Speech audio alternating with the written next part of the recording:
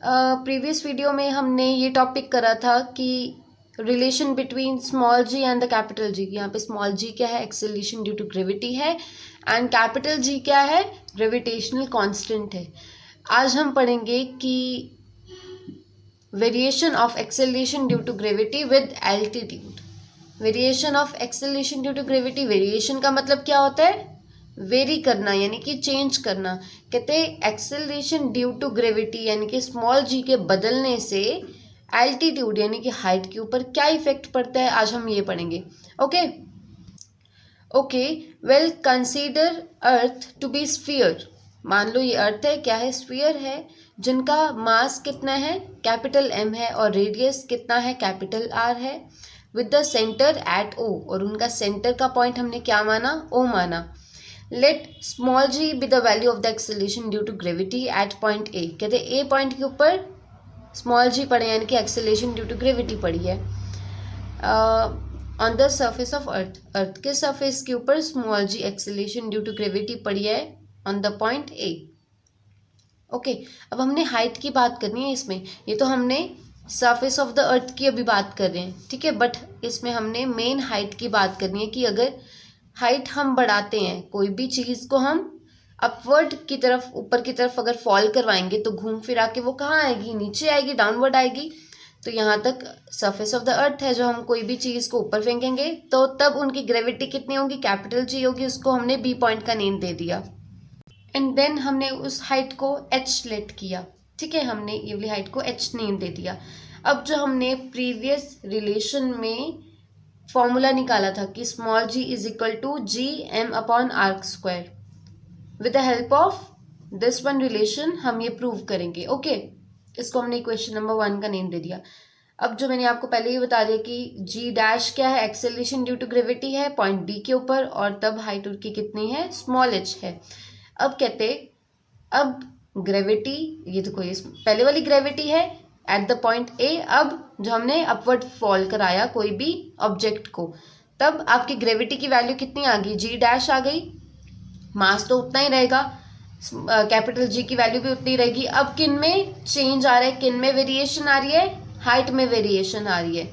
तो अब हाइट कितनी हो जाएगी, आर प्लस एच का होल स्क्वायर। पहले आर थी, अब ये इसको भी आप कंसीडर करोगे प्लस दिस वन एच जो हमने ऊपर फॉल कराई बॉडी कोई भी। तो अब हाइट कितनी हो गई, आर प्लस एच का होल स्क्वायर। अब आपने करना क्या है, आपने जी डैश अपॉन जी निकालना है। तो आप क्या करोगे कि डिवाइडिंग 2/1 यानी कि सेकेंड वाली इक्वेशन को आप ऊपर रखोगे, यानी कि जी डैश को आप ऊपर रखोगे एंड जी को आप डिनोमिनेटर में रखोगे। तो ये जी डैश की वैल्यू है अपॉन ये जी की वैल्यू है। जब अपॉन के भी अपॉन में कोई भी टर्म होती है, उसको जब आप ऊपर लेके जाते हो वो टर्म क्या हो जाती है, रेसिप्रोकल हो जाती है। क्लियर है? तो ये अपॉन वाली टर्म जो ऊपर रेसिप्रोकल हुई है ये कैंसिल आउट हो जाएगी, और आपके पास रिमेनिंग टर्म क्या रहेगी, R square upon R plus h का होल स्क्वायर। अब आपने करना क्या है, फ्रॉम द डिनोमिनेटर टर्म आपने आर स्क्वायर कॉमन लेना है। हमारे पास अभी ये टर्म बनी है। अब हमने क्या करना है, डिनोमिनेटर वाली टर्म में आर स्क्वायर आपने कॉमन लेना है। तो अगर आर स्क्वायर आप कॉमन लोगे, अंदर क्या रहेगा, h 1 plus h by R का होल स्क्वायर। अब ये आर स्क्वायर और आर स्क्वायर कट गया, ये नहीं, अपॉन में पावर कितनी है, 2। जब ये टर्म ऊपर जाएगी तो -2 में पावर आ जाएगी। अभी अपॉन में 2 है, ऊपर भेजोगे तो -2 इनवर्स हो जाएगी ना वैल्यू। अब आपको ये देख के क्या लग रहा है, हम यहाँ पे क्या अप्लाई करेंगे, बायनोमियल थ्योरम अप्लाई करेंगे और h बाय आर की हायर पावर को निगलेक्ट आउट कर देंगे, ठीक है। तो बायनोमियल थ्योरम क्या कहते हैं कि जो पावर है ये यहाँ पे आगे आ जाती है। तो हमने यही किया। लेफ्ट हैंड साइड पे आप क्या लेके चल रहे थे, जी डैश अपॉन जी, और राइट हैंड साइड पे आपने ये सॉल्व कर दिया। तो जी डैश को आपने एक तरफ रखा, जी को आप उधर मल्टीप्लाई में ले गई। This is your final relation of this topic. अब हम इनसे ही रिलेटेड एक न्यूमेरिकल सॉल्व करेंगे, आपको ज़्यादा क्लैरिटी होगी। ओके, अब यहाँ पे ये क्या कह रहे हैं, कहते हैं how much above the surface of earth does the acceleration due to gravity reduce by 64% of its actual value on the surface of earth।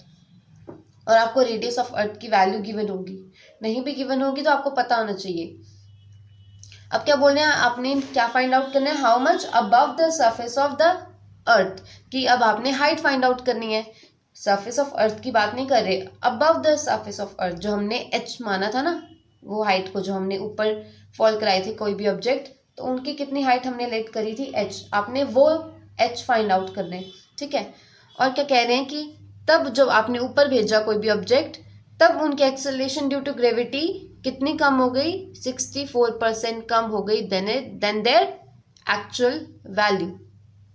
आपको पता है कोई भी ऑब्जेक्ट अगर हाइयर हाइट पे जाता है तो उनकी ग्रेविटी उतनी ही कम होती जाती है, यानी कि ऊपर ग्रेविटी कम होती है, वैल्यू ग्रेविटी की, है ना। तो वही कह रहे हैं कि जब आपने कोई भी ऑब्जेक्ट ऊपर भेजा तब उनकी ग्रेविटी की वैल्यू कितनी कम हो गई, 64% कम हो गई, रिड्यूस हो गई। तो अब एक्चुअल वैल्यू कितनी होती है, 100 में से सब्ट्रैक्ट करोगे ना कि एक्चुअल इतनी है और कम आपकी कितनी हुई वैल्यू, 64 कम हुई, आपका कितना आ गया, 36% आ गया। अब आप जब आपने ऑब्जेक्ट ऊपर भेजा तब हाइट उनकी एच थी और तब ग्रेविटी की वैल्यू आपने क्या लेट करी थी, जी डैश, तो आपने यहाँ पे जी डैश निकालना है, तो जी डैश कितना आ जाएगा, 36% जो आपने निकाला, परसेंटेज को सिंपल टर्म में आप चेंज कर दोगे, तो आप अपॉन में 100 लगाते हो और यहाँ पे क्या लिखा है, जो ऊपर जो हमने ऑब्जेक्ट फेंका उनकी ग्रेविटी की वैल्यू कम हो गई देन इट्स एक्चुअल वैल्यू, तो एक्चुअल ग्रेविटी की वैल्यू कितनी है, जी है, तो एक्चुअल ग्रेविटी की वैल्यू कितनी है, जी है, तो ये जी डैश की वैल्यू पूरी आ गई। ओके, और जो आपको आर यानी कि रेडियस ऑफ अर्थ की वैल्यू गिवन है, आप उनको मीटर में कन्वर्ट करोगे, सबसे पहले किलोमीटर में दी हुई है ना, आप उनको मीटर में कन्वर्ट करोगे। देखो यहाँ पे मैंने मीटर में कन्वर्ट करा और मैंने इनको क्या कौन सी फॉर्म में बना दिया, पार की फॉर्म में बना दिया, मैंने पावर लगा दी, तो मैंने क्या बना दी फॉर्म, 6.4 × 10⁶ मीटर, ये हमने रेडियस ऑफ अर्थ की वैल्यू निकाल ली मीटर में कन्वर्ट करके। तो आपको फॉर्मूला पता है कि क्या अप्लाई करना है, या तो आप ये अप्लाई करो जो हमने एंड में निकाला, या तो आप ये पहले वाली वैल्यू पुट करो जिनमें हमने r² कॉमन नहीं लिया था, समझ आ रही है ना, जो हमने r² कॉमन नहीं लिया, ये वो वाली टर्म है, इसमें आप वैल्यूज पुट कर दो। जी डैश आपने क्या निकाला, 36/100 × जी, और ये जी तो यहीं पड़ा है, बाकी ये टर्म को भी हमने एज इट इज पुट कर दिया। अब आपने क्या करना है, स्क्वायर रूट कर दोगे दोनों साइड पे, जब आप इनका स्क्वायर रूट करोगे और इनका भी, तो स्क्वायर और अंडर रूट कट जाएगा, तो आपके पास ये वैल्यू आ गई, और इनका अंडर रूट कितना आ जाएगा, 6/10, इनको आप क्रॉस मल्टीप्लाई करोगे, आपके पास ये वैल्यू आ जाएगी। आर को आपने एक तरफ कर लिया, एच वाली टर्म को आपने एक तरफ कर लिया, इनको सब्ट्रैक्ट करके ये आया, और आपने निकालना क्या है कि कितना हाइट हमने ऊपर फेंका कोई भी ऑब्जेक्ट को, तो उनको हमने एच लेट किया था, यानी कि हमने एच निकालना है, तो एच की वैल्यू यहाँ से आ गई 2/3 × r, और हमने रेडियस की वैल्यू पहले निकाली थी, वो यहाँ पे पुट कर दिया आर की जगह पे, तो ये आपका फाइनल आंसर आ गया, ठीक है। एच की वैल्यू आपकी ये आ गई। क्लियर है यहाँ तक? अगर कोई भी डाउट है मुझे कमेंट सेक्शन में बताना, और जो प्रीवियस वीडियो है उसका लिंक मैं ऊपर आई बटन पे आपको मेंशन जा रहा है। अब इस टॉपिक में आप ये समझोगे कि डेप्थ, कोई भी ऑब्जेक्ट अगर डेप्थ में जा रहा है, डूंगाई में जा रहा है, तो उस पे एक्सेलरेशन ड्यू टू ग्रेविटी कैसे चेंज हो रही है, या एक्सेलरेशन ड्यू टू ग्रेविटी पे क्या इफेक्ट पड़ रहा है ऑब्जेक्ट के डेप्थ में जाने से। ओके, अब जो हमने डेप्थ का टॉपिक कर रहे हैं उसमें आप थ्योरी अपने आप लिख लेना, मैं जस्ट आपको बता रही हूँ कि लिखना क्या क्या है आपने, कि consider Earth to be a spherical, कि वो अर्थ क्या है, स्फेरिकल है, जिनका रेडियस कितना है, r है, ये रेडियस कितना है इनका, कैपिटल R है, और मास कितना, कैपिटल M है, विद सेंटर O, और उनका सेंटर कितना है, O है। Let g be the value of the acceleration due to gravity, और g क्या है, उनके acceleration due to gravity at the point A, ये ऊपर वाले पॉइंट पे कितनी एक्सेलरेशन है, g, जैसे हमने A पॉइंट पे करा था कि g है, और ऊपर हाइट, मतलब अगर कोई भी ऑब्जेक्ट को हम अपवर्ड में फॉल कराएंगे तो हाइट उनकी बढ़ जाएगी, तो ग्रेविटी भी चेंज होगी, बट यहाँ पे तो जी ही है ना ग्रेविटी, डाउनवर्ड यानी कि डेप्थ में लेके जाओगे तो वेरी करेगी, है ना, बट यहाँ पे ए पॉइंट पे कितने ग्रेविटी की वैल्यू है, स्मॉल जी है। देन तो जैसे हमने पहले वाले टॉपिक में ये रिलेशन लगा के वैल्यू निकाली थी ना, इधर भी वही काम करना है, बस थोड़ा सा डिफरेंस है, वो मैं आपको बता दूंगी कि क्या डिफरेंस है। जैसे उसमें आप जी डैश ओवर जी निकालते थे, इसमें भी वही करना है, बट आप इनमें क्या करोगे, यहाँ पे एम की वैल्यू पुट करोगे। वहाँ पे हम मास की वैल्यू पुट नहीं करते थे, बट आप यहाँ पे करोगे। ठीक है, तो मास का फॉर्मूला आप कहाँ से निकालोगे, डेंसिटी। ठीक है, डेंसिटी का फॉर्मूला लगा के आप मास निकालोगे। आपको पता है डेंसिटी क्या होता है, मास अपॉन वॉल्यूम होता है। तो मास को आपने एम ही लिख दिया, एंड वॉल्यूम आपको पता है कि स्फीयर का कितना होता है, 4/3 पाई आर क्यूब होता है। अब जब रेडियस ही सरफेस का आर है तो आप आर पुट करोगे। तो मैंने आपको क्या बोला कि डिफरेंस इतना है कि आपने वो रिलेशन में एम की वैल्यू पुट करनी है, तो यहाँ से आप एम निकाल लोगे, तो एम की वैल्यू ये आएगी। अब ये एम की वैल्यू इक्वेशन नंबर 1 में पुट कर दोगे, जो मैंने अभी आपको रिलेशन दिखाया, which is g equal to G M upon R का स्क्वायर, आप इसमें पुट करोगे। तो यहाँ पे जब पुट करेंगे small g equal to G M की वैल्यू जो आपने ऊपर निकाली ये पुट कर दी अपॉन आर का स्क्वायर। अब ऊपर क्या है, आर की क्यूब है, नीचे आर का स्क्वायर है, ऊपर क्या बचेगा, सिर्फ एक आर। ठीक है, आपने स्मॉल जी निकाल दिया। अब आपने निकालना है जी डैश। जी डैश के लिए ग्रेविटी यानी कि बदल रही है। क्यों बदल रही है, अब आप ऑब्जेक्ट कहाँ पे फेंक रहे हो, डेप्थ में, डूंगाई में फेंक रहे हो। अब आप अबव नहीं फेंक रहे सरफेस से, अर्थ की सरफेस के ऊपर नहीं आप फेंक रहे हो। अब कहाँ फेंक रहे हो, आप डेप्थ में फेंक रहे हो। अब देखो, अगर हाइट रेडियस इतना है सरफेस का, कैपिटल आर है, तो आपने, अब ये तो सरफेस है बट आप और भी डेप्थ में फेंक रहे हो, तो ये छोटी हाइट को आपने क्या बोला कि ये स्मॉल डी है। तो अगर ये पूरा रेडियस आर है और छोटी सी डिस्टेंस की वैल्यू आपने डी मानी, तो ये रिमेनिंग पोर्शन की वैल्यू कितनी रहेगी। अगर पूरे में से आप डी माइनस कर दोगे, देखो ये पूरा डी है, पूरा आर है, इसमें से आप इतना पार्ट निगलेक्ट आउट कर दोगे, तो आपके पास क्या रह जाएगा, आर माइनस डी।